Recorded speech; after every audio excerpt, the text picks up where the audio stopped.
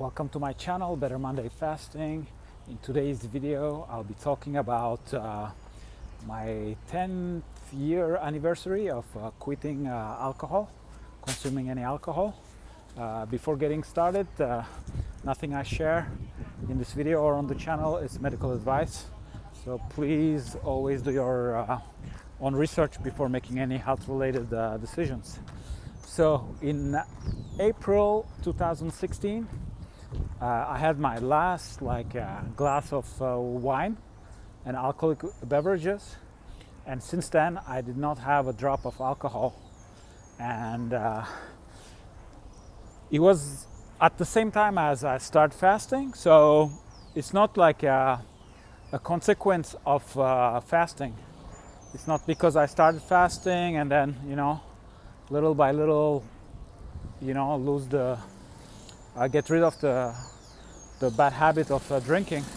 It was just at the beginning, I decided to include fasting into my life, and it just didn't feel right to be fasting and then, have alcoholic beverages.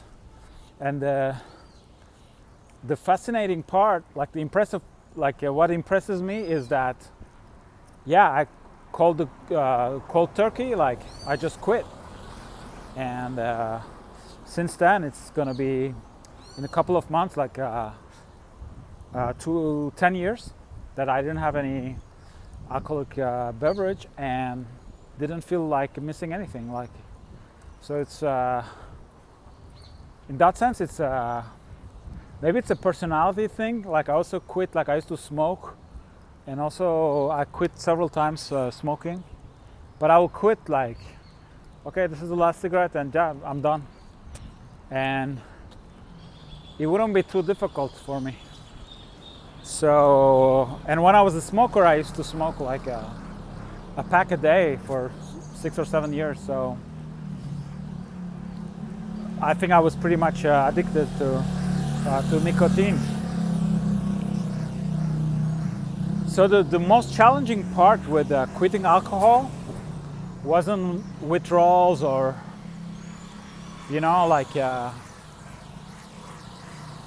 missing something so I can relax, or it wasn't that. It was just socially I had to redesign the way I socialize, because I see myself as a solitary social guy. So what I mean by that is that I almost never call somebody to go out or make plans, but I go to places where I'll meet people, So when I used to live in San Diego, I used to live in North Park, San Diego, and there's this dive bar that had shows every night, pretty much. It was called Scolari's Office. So I will just go there, We'll just go there, have a beer, catch a show. And then I will always run into other people from the rock scene, other musicians. I'll meet people. I talk to the touring. Sometimes you had amazing bands, touring bands, sometimes they had a night off, or we even had sometimes bands would play big acts that they had their legit show, but then they will come after it and play a show. It was a great place, and for some reason they had this wooden roof ceiling, pardon me, that will go like this, and I think it just played the role in the acoustics, because everything will sound really it will sound good, raw but good, but no bad reverb, no bad echoing. So I will go there. The same with coffee shops, go to coffee shops, and when you go, oftentimes, you start meeting the baristas and then people, and so that's how I will go about my social life. And quitting alcohol, it made it difficult, because you cannot it seems like a detail, but it's hard to go to a place with nothing in your hands and socialize. I mean, it's almost like the bottle of beer that you're holding in your hand, it's almost like your excuse to be there, you know. So if you're just like that, hey, I came to socialize and talk to beautiful girls, like, it just doesn't work. Like, so you gotta have your drink and like, so.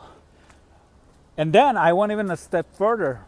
So in 2016, I quit alcohol, and then 2017 I moved to Buenos Aires, and then it was 2018 I quit coffee.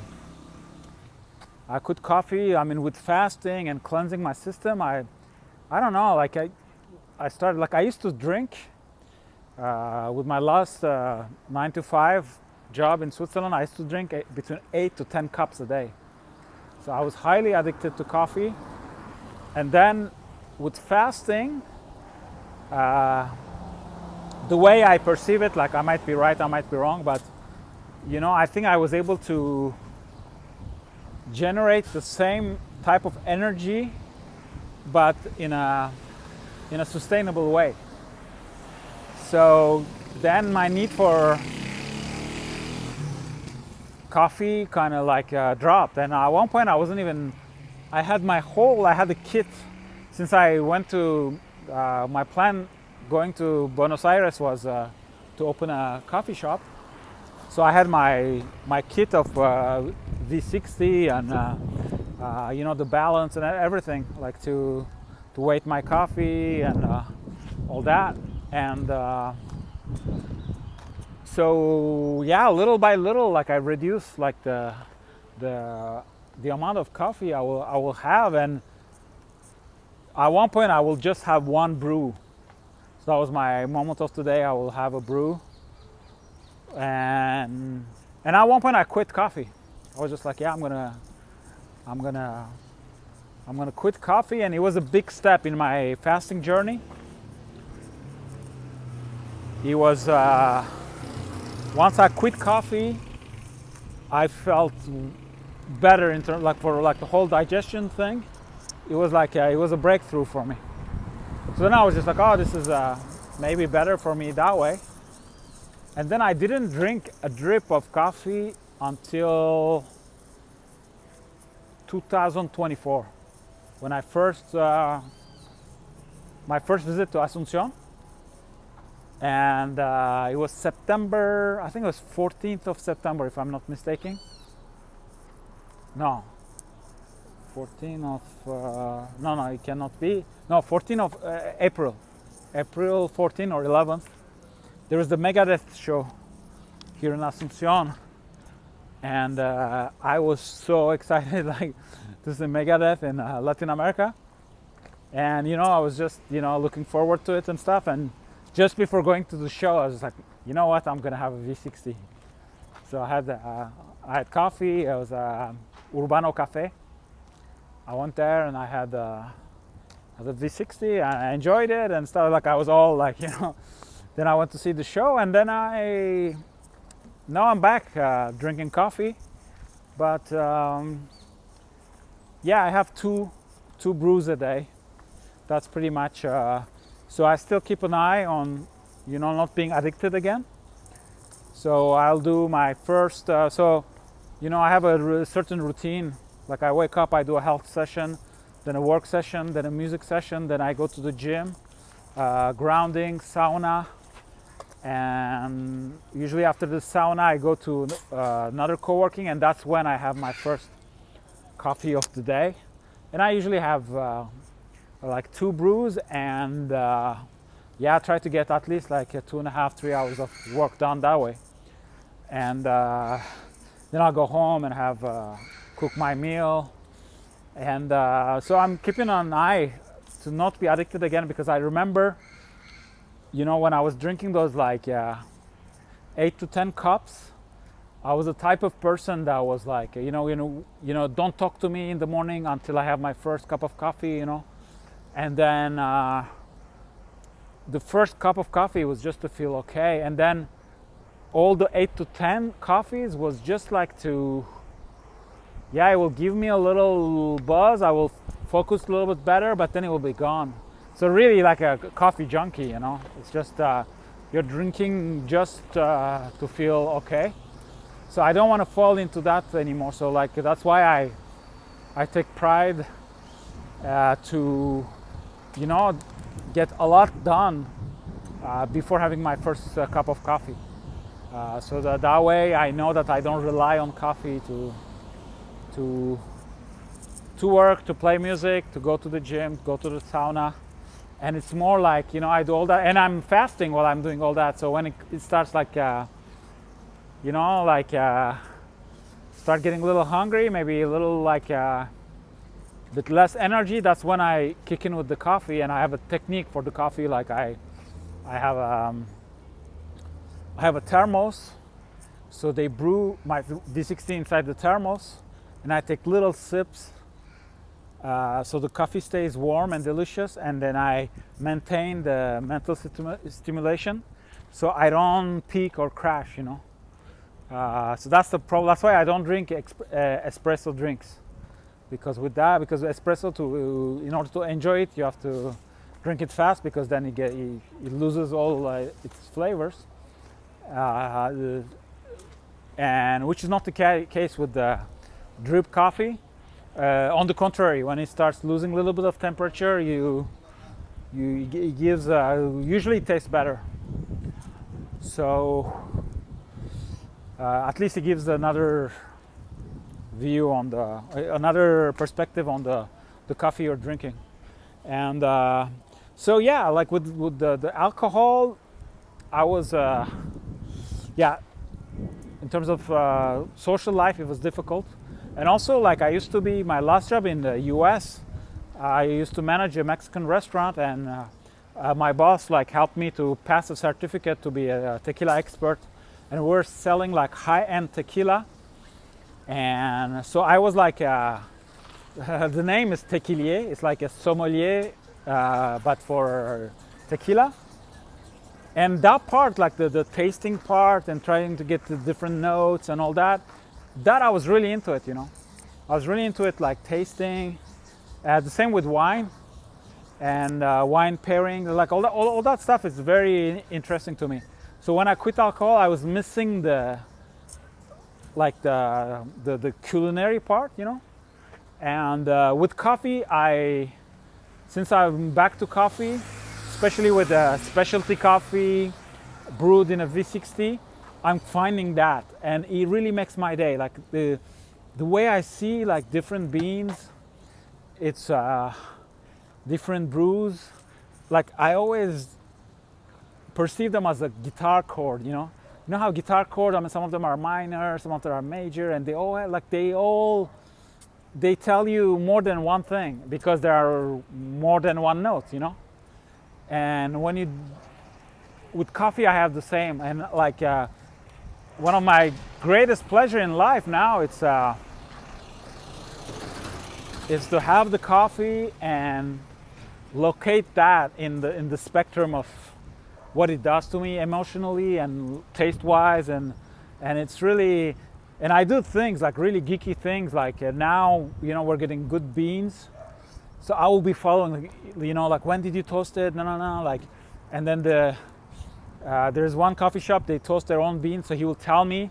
So I'll go try like the first day, and you know, the day it's been toasted, usually it's like it has gas, so it will like almost too young, you know. And then every day after that, you know, it's the bean is losing its gas, and then it's the same. So it's the same toast, say it's the same bean, but you know, you go every day to the coffee shop, so you follow the evolution of that bean, you know. And that really gives me a lot of pleasure. Like it's like one of my I don't want to say last pleasure, because I really enjoy like my meals and stuff, but yeah, I don't consume sugar, I don't that's maybe for another video. And actually I already have videos on that. I experimented with different diets, and I'm not attached to any diet. But on top of my fasting, the one that had worked the best for me, it's like the keto diet, and also the carnivore was amazing. And sometimes I do in between. I will do a keto war, or right now I'm like I have a keto base, but I've been consuming some honey and pistachios, which are not very keto. So I think technically I'm not keto right now, but I'm not eating pasta, I'm not eating bread, I'm not, So I think it's still like in the low end of sugar, natural sugar, and all the processed sugars and stuff. All that, like I don't even bother, and all that makes it that the whole like coffee experience. I think I have a pretty good palate to start with. I think the machine is working well. I don't know, I have a big nose, maybe it helps. But I think physically there's something that is working. And on top of that, I think it's like, with my life story, like what happened is like I was born in Turkey. So already you start, you're very lucky because you're eating all kinds of stuff, like a culture that has been accumulating food for at least a couple thousand of years, like a region with like crossroads of everything, and you're an old empire, and so that's like that develops your palate, and then at the age of 7 with my family we moved to Switzerland, but the French speaking part of Switzerland, and where we used to live is Geneva. Actually it has like 23 times more border with France than with Switzerland, so it's almost like a peninsula inside, like a little island inside of France. And over there, and yeah, I mean, my dad had a good job, and we will go to restaurants, could afford to go to restaurants, and my parents, they were really nice. Like they were kind of weirded out like by some European food, like raw meat or eating snail, like escargot, things like that. But they were pushing me to try all those things, Maybe they were thinking, this guy is gonna, he's gonna grow up here, so it's better that he gets that culture. So I really got into like those delicacy things, like frog legs, steak tartare was like, today it's my favorite type of eating meat. I love eating meat, like raw meat like that. And so yeah, like I was really, in terms of experiencing like different cuisines, and at the age when it happened, I think I was kind of lucky for that, to have that palate developed enough. And now it's like, I take a lot of pleasure of eating things with coffee, and the fact that I don't smoke anymore, I don't drink alcohol, I don't have any I don't consume sugar and all that. So it's just that the drip coffee is like, wow, it's like there was a place in Medellin, they closed down. It was my favorite place, but it was called Machacha. They still have a few stores in Bogota, but in Medellin it didn't work out. And it was a great place because they were making all their nut milk themselves. So it was like real almond milk, not the thing that you buy with mixed with rice milk and starch and all that, and a lot of chemicals and additives. And so they were making their milk like that, and they had ceremonial matcha, like highest grade matcha. It was like, it looked like the green was like a pistachio green, And they will make it so you could choose. They had cocoa milk, they had almond milk, and you know what? For me, it was like dessert. So I will have that, the cocoa milk. So there's no added sugar. There's nothing. It's all natural with the matcha. And for me, because my palate, like I didn't like consume sugar, that for me it would be sweet enough. So that's the thing. Like when you quit like processed sugar, and then you fast. Usually, if you do, for example, like a 72-hour fast, it recalibrates your palate. And the advantage of that is that you need less sugar and less salt to get the same pleasure. So even if you don't quit those things like completely, it's a good investment. Like you're gonna be consuming less and having the same pleasure. So it's good once in a while to recalibrate your palate. And with my diet and my lifestyle, it's just that I really don't. For example, like when I eat berries, I don't need any. If they're good, when I'm in Colombia, they have really good berries. If I eat strawberries or something, they're sweet. They're sweet enough. Like I don't need to add something extra. So not having kicking out the alcohol thing helped me in several ways. Like my main motivation to quit alcohol, it was actually it was taking too much time. I was wasting too much time, in the sense that my routine when I had my last 8 to 5 job, it was like 9 to 6.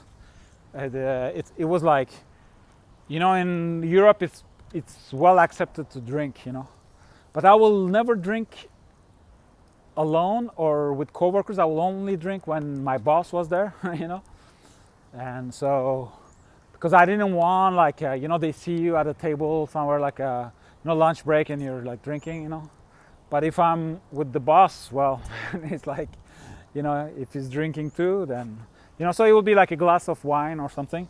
But at one point we got into the habit of with my boss to, after work, we'll go across the street. There was it was the restaurant, like sometimes we'll eat at for lunch, but then we'll have a beer, we'll have a beer and then go home. And on Fridays, so I will finish work and then I will go eat out. There's this like burger joint called it's called Inglewood in Geneva, and it's the best burgers in the world. It's just like they're just out of this world. So my personal opinion, but the best burgers in the world are in Switzerland, and they also have in Geneva they have some bisons actually near where I grew up, and certain months out of the year they will have bison meat, so you'll have bison burger and all that, things like that. And so my routine will be to go there, so I have a burger or two, and then I'll drink beer, and then once I'll be done eating, then I'll go out, I'll go to bars or places where to socialize, like the same way as I was doing in San Diego, and drink. And sometimes I will finish the night, so it's Friday night, I will finish it drunk, not drunk like I cannot walk, but buzzed, so it will be total I will have 6-7 beers, or it will be a bottle of wine or more, that will be the kind of the amount. And then Saturday, so I will do the things I need to do during the day, and I will repeat, on Saturday too. I will go out and drink, have a nice dinner and stuff. So I was making good money back then, and so I'll treat myself. But then Sunday it will be just to recoup from all, because you've been working all week, and then now, you drank alcohol 2 days in a row, and then so sometimes I'll be in bed until midday on Sundays, and low energy and stuff, and and then I'll just pass all Sunday to recoup to start again on Monday. So it was a big like waste of time. And then also I will experience like with drinking like the urge of like peeing, like, you know, then out of nowhere, like you have those like urges. And since I quit, and with fasting, all those are like memories from 10 years ago, you know. I don't experience that anymore. And also like with women, it was terrible, you know, because it's kind of like it takes away the libido for men, at least. I mean, it's like, it's not maybe it's easier to socialize, you know, with alcohol, but then you might have some erection problems. I mean, it happened to me once. We were like, I was with this beautiful girl and stuff, and then we were so drunk that then, you know, we passed out. Like, I mean, like instead of having sex, we just passed out on the bed. Like, I mean, then we had sex the next day, but it's, I mean, what a shame, you know, like, and so it's all that stuff like gone. And then, you know, like it's hard to tell like what really like the damage that the alcohol is doing you. Like that's something I'm having hard time to measure. But the thing that I think is very vicious with alcohol is that, because alcohol is like, you know, it's strong, right? So you get that, you know, you get that sensation of alcohol, which makes you consume sugar without you knowing it. It tricks your brain. You know, the alcohol is strong, so you know, a beer has a lot of sugar, wine has a lot of sugar, so you're drinking sugar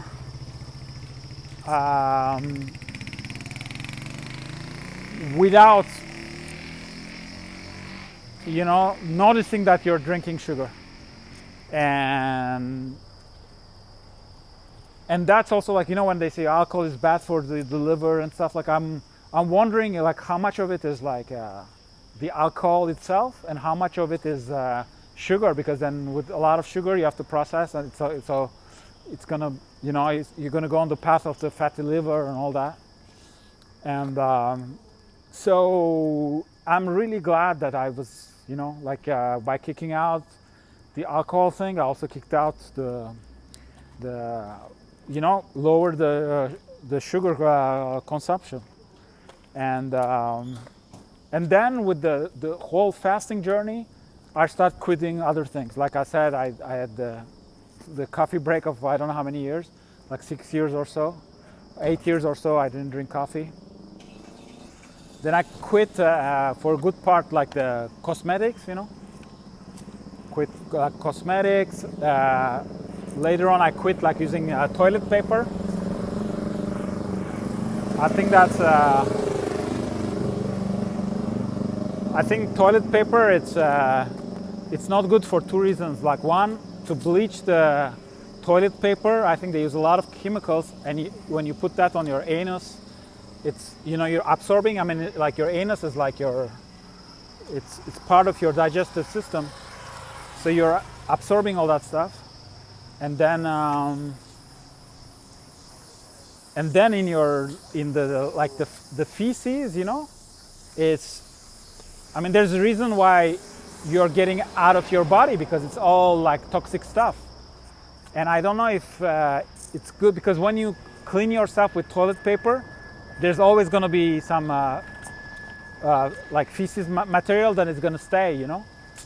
And that's also, you know, can lead to things like cancer and stuff, because it's always there all the time, you know. So I think it's better like have a bidet and soap. So like where I live right now, I have a bidet, I have soap, and I have a dedicated towel for that. So when I finish my business, I wash with soap, then I have the bidet to rinse it out, and then I have a towel that I don't use for my hands or my face and stuff. And then I wash my hands one more time and all that. So I think it's important, and it's one of the things I quit. I quit medicinal drugs. That's also a big That's a big thing. Like I didn't consume for years. The only time I consumed was last time I was in Colombia. I had something. There was a very sick guy next to me in the plane. I go to Colombia and 3 days later I'm hurting, like all my organs are hurting, and I couldn't. It was really painful. Like I didn't want to do anything. Like all my organs were hurting, and then one day it will be the front organs, and the other day will be like the kidneys. And the only thing I could do was like, when I was walking, it was like a little bit more bearable. So I will walk all night, and so yeah, it was weird. And so for a few days, I was just like, okay, I'm gonna fast, and I'm gonna, try to. It's gonna go away. And it wasn't going away, so I went to the pharmacy and I got some, basic painkiller because I couldn't sleep. Like it was really painful. I got some painkillers and vitamin C.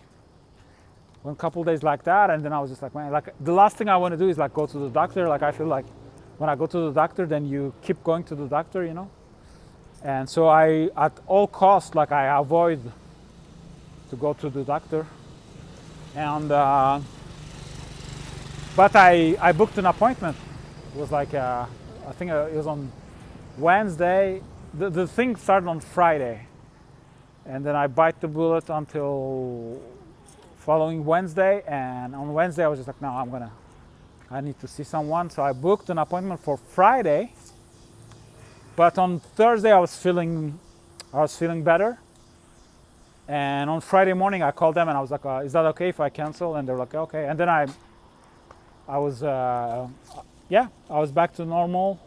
I was kind of still a little bit like tired, and it took me another week to just reach my level. And so yeah, but from 2018, I quit. I had my last paracetamol like in 2018, and until it was end of 2025, I had no medicinal drugs. So yeah, like fasting helped me quit a lot of things, but the alcohol, again, it wasn't a consequence of fasting, but it was a mental decision of wanting to fast, and it just didn't feel right. And my last glass of wine, I had a Tinder date. I had this Tinder date with this girl, and it was a wine from Geneva. And so I had already started fasting, and I was having I think before that date I made myself an avocado salad or something. But then the date kept going, and the girl, she was hungry, She was like, she really wanted to eat something and stuff. And then sometimes in Europe it's kind of complicated. Things closed early, and not all the places have food available. But that bar they had a souffle or a cake or something like that, chocolate, like something super sugary. And she was so hungry that she ate that with alcohol. And for me it was the date, she was a nice person and everything, but already I wasn't feeling attraction. And then the alcohol felt repulsive, and seeing her eating that, and I was just like, man, this is I'm starting a new life. This is everything that is happening tonight. It's not me. I want to go to the other. So it was I didn't want to pursue, I didn't want to, have a second date or anything. And then I didn't want alcohol, and I didn't want sugar. So I was just like, oh no. So it was a turning point. So that's the last time I had alcohol. And then my whole fasting journey, it was just because I started fasting, I was 41. But from 36 to 41, every year I will feel older. You feel oh man, last year I had more energy, and then I start fasting in 2016, and then it's every year I feel younger and better. It has been amazing. So my 40s, and then I moved to Argentina. So all that helped. Had like a major holistic change with fasting, quitting alcohol, and quitting other things, and experimenting with all kinds of diets, and developing tools like the sauna, dry brushing, grounding, eating healthy, cooking my own meals. Then all that made it that today I have I have a great life. I have a great life, and it happened thanks to fasting, because fasting at each time he guided me, and it's like if we fast like regularly, after a while we develop this thing where the body speaks to us, communicates with us. I want this, that I don't want. It becomes more clear, and then once we start doing what the body wants, I should say what the body needs, and we start like deciphering between addiction and cravings and what it really needs. Then we start doing the right thing, then the body starts functioning the right way, So it's very, very interesting. And just as an experience, like I would love to have, maybe it's doable with like a artificial intelligence, but to see the version of myself if I had not quit drinking, today after 10 years, and also have another version of myself if I had not started fasting, another version where I included fasting but still drinking, like all the combination possible, and see, and if I could be that guy one day for 24 hours to see how it feels, because just that experience of feeling better every day once I start fasting, and every year like being able to do more, and became like an entrepreneur. I was like 48, and no fear, like with all the energy I had, I did some touring, and the thing is, like, everything feels like easier, it gets easier. I mean, a part of it is that like fasting helps, of course, but also like now I know my body, like I try to not pull like all-nighters, and I use better what I already have, so to speak. So all those things like make it that everything flows better. Like I know what I want, better. Like I'm not gonna, like, I avoid like toxic jobs, toxic people, toxicity in general. Like I don't leave my home country because they're smoking all the time, and the smoke is not the only toxicity. Like so I avoid all that, and also with people, like I don't argue. If I feel like they're gonna be like we're not communicating anymore, I'm like, well, yeah, you're right. Ciao. Like it's not worth. It's not worth. I mean, it's like life is short, and so we got to do what we got to do, and have fun, and go after our purpose. So thank you for watching this video. It was I hope it wasn't all over the place, but I just realized that it's going to be 10 years that I quit alcohol, and it's I wanted to share that on the channel, because I think it's I'm not afraid to say that. It's bad. Alcohol is bad for you. I mean, if you do maybe everything right, and then your only vice, like me with maybe coffee, I don't even know if it's a vice, but if it's like drinking a cup of wine a day, I think you'll be fine. I mean, it's not the end of the world, I think. Or if you're really into craft beer, and once in a while you have one, I think if you do everything else right, I don't see a big problem with that. But overall, it's like there's nothing good in it. You know, it's like how it makes you feel, and the places where they consume alcohol, and I mean, it's the troubles you're going to get into when there's alcohol involved, car accidents. I don't know. I don't think. Yeah, it's better not. You know, and you know, like the productivity-wise, it's a big. That was my big motivation. Like I never felt like I was an alcoholic or things like that, or you know, it's time to quit now. Or you're drinking too much. Like it wasn't a real addiction thing, but I was just like, man, it's just I'm wasting too much time with this thing, you know. And the next thing you know, yeah, I mean, your Sundays are better, and you're way more productive because you're not wasting all this time to recoup from alcohol. So my outlets are, I'm a fasting coach. You can book some coaching with me. We can also talk about other topics. I mean, there are a lot of people interested in moving to Latin America. I've been a nomad for 9 years now. I've been in Latin America for 9 years. Almost like 7.5, 8 years I've been a nomad. So I've been around the continent. I'm fluent in Spanish, so I have a good perspective of, I can share my experience of being around of Latin America. And I had residency in Argentina, and I recently got temporary residency in Paraguay, so I know how it works.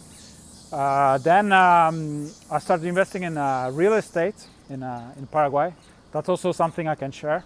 I'm not an expert in real estate, but you know, I can share my strategy, and maybe it can inspire you. And if you're looking for a different type of strategy, I can also put you in contact with people here to invest in real estate. Knowing that you don't need to live here, you don't need anything. You can have the real estate from far away and just cash in the benefits you'll be making, or rent it out and get cash to money. So there are different possibilities with that. And I have a product called Fasting Electrolytes with my brand Youth Light. I put the links below, so you can purchase it on Amazon or on our Shopify store. If you're in the US, it will be delivered to your doorstep. If you're not in the US, maybe use like a company that, you know, when you want to buy certain items, for example, on Amazon or in the US that they are not being delivered where you live, maybe you can do it that way. But research it, because with dietary supplements, sometimes it can be tricky depending on where you live and the legislations there.